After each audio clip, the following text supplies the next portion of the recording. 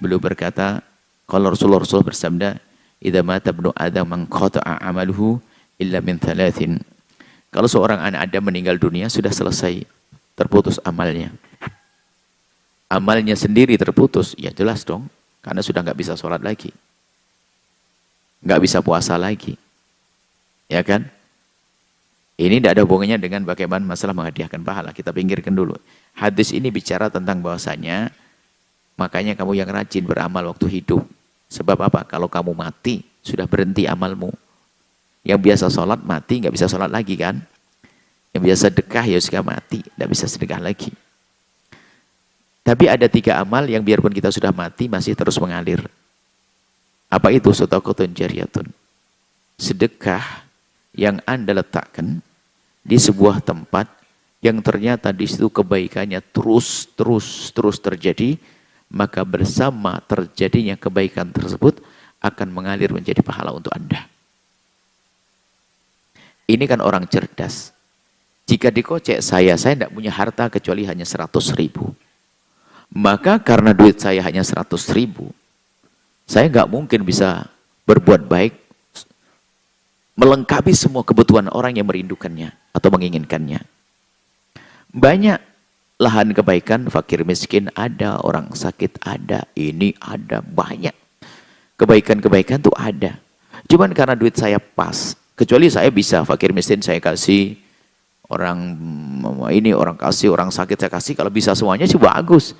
Cuman kan kita punya kocek terbatas. Karena kocek kita itu terbatas, maka cerdaslah dalam berderma. Pastikan derma Anda adalah derma yang akan pahalanya terus mengalir.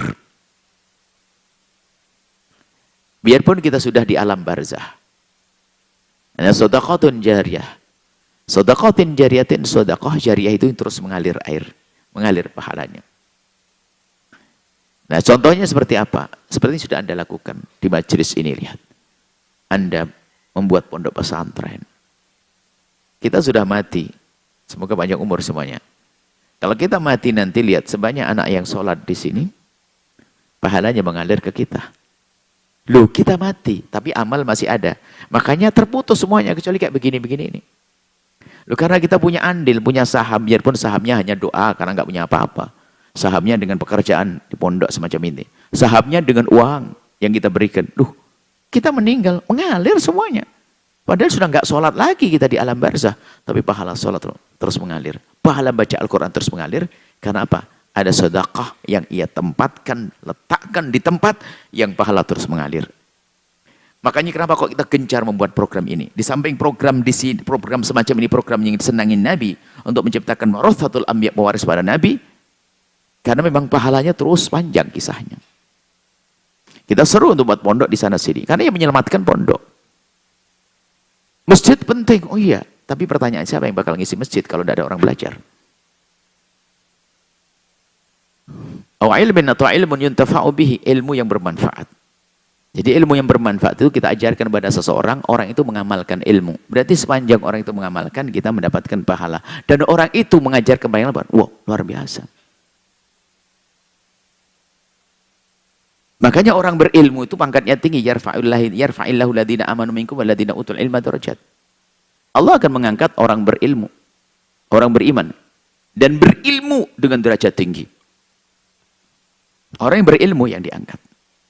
Maka ayo menjadi orang berilmu Anda. Pangkatnya tinggi. Yang lain, oh enggak bisa melampaui ini.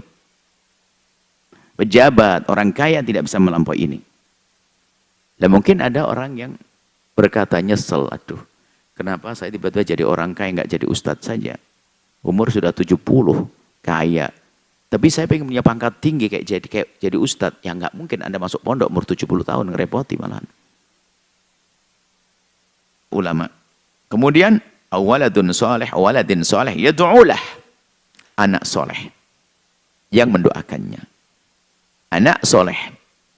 Jadi hadis ini sangat lengkap. Ada mungkin orang berkata, aku tidak punya anak soleh, bagaimana ini, tidak punya anak.